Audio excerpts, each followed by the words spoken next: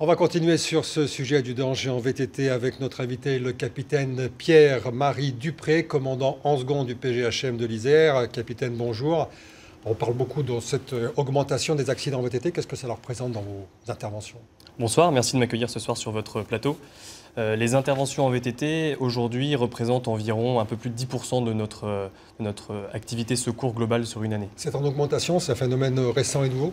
Alors c'est un phénomène qui est certes significatif mais plus si récent que ça maintenant.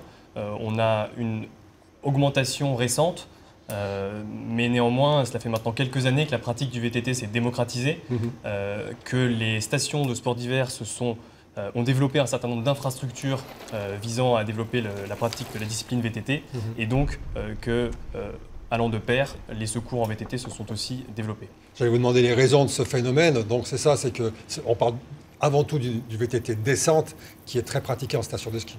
Oui, tout à fait. Alors en ce qui concerne le PGHM de l'Isère, le VTT de descente représente plus de la moitié des interventions qui concernent le VTT. Il y a un problème de niveau des pratiquants?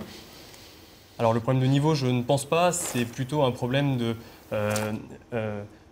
de choix d'itinéraire par rapport à son niveau. Bien mesurer son niveau et bien choisir l'itinéraire en conséquence. C'est pour ça qu'il y a actuellement un travail sur l'harmonisation des balisages des pistes de VTT qui rendra plus lisible ce balisage, et j'invite les pratiquants de la discipline à se renseigner sur Internet à ce sujet. Un mot sur le VTT électrique. On commence à en voir de plus en plus et c'est beaucoup plus dangereux?